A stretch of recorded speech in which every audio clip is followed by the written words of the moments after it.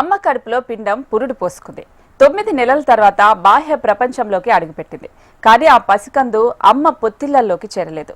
కళ్ళు తెరవగానే తల్లిని చూస్తాననుకున్న ఆ పసిబిడ్డ గుడ్డు ఆశ తీరలేదు. అమ్మ ఒడి చేరాల్సిన ఆ బిడ్డ ప్లాస్టిక్ కవర్లో ముద్దగా మారి చెత్త కుప్పల్లో ప్రత్యక్షమైంది.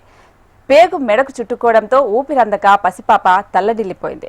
ఆడపిల్ల అనుకున్నారో లేదా బిడ్డనే భారంగా భావించారో బొడ్డు పేగును తెంచుకోకముందే బిడ్డతో రుణం తెంచుకుంది ఆ మహాతల్లి. పుట్టిన 2 గంటల్లోనే ప్లాస్టిక్ కవర్లో బంధించి చావును చూపించారు.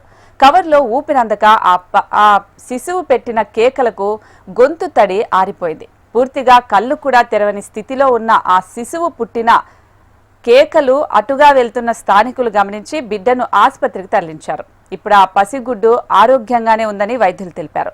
ఈ హృదయ విదారక ఘటన గుంటూరు జిల్లా నిడమర్రు టిడ్గో గృహ సముదాయంలో చోటు చేసుకుంది. మనుషుల్లో మానవత్వం రోజురోజుకి నశించిపోతుందని ఈ ఘటనే నిదర్శనంగా నిలుస్తోంది. గుంటూరు జిల్లా మంగళగిరి తాడేపల్లి నగరపాలక సంస్థ పరిధిలో నిడమర్రు టిడ్గో గృహ సముదాయం ప్రాంతంలోని ఒక చెత్త కుప్పల్లోంచి చిన్నారి ఏడుపులు వినిపిస్తూ ఉండటంతో స్థానికులు గమనించారు. శిశువును గుర్తించి వెంటనే మంగళగిరి రూరల్ పోలీసులకు సమాచారం అందించారు. హుటాహుటిన ఘటనా ప్రాంతానికి చేరుకొని చెత్త కుప్పలో ఉన్న ఆడ శిశువును గుంటూరు ప్రభుత్వ ఆసుపత్రికి తరలించారు. ప్రస్తుతం శిశువు ఆరోగ్యం నిలకడగా ఉన్నట్లు వైద్యులు తెలిపారు. కాగా శిశువును చెత్త కుప్పల్లో ఎవరు వదిలి వెళ్లారు, అసలు ఎందుకు వదిలిపెట్టారు అనే కోణంలో మంగళగిరి రూరల్ పోలీసులు దర్యాప్తు చేస్తున్నారు.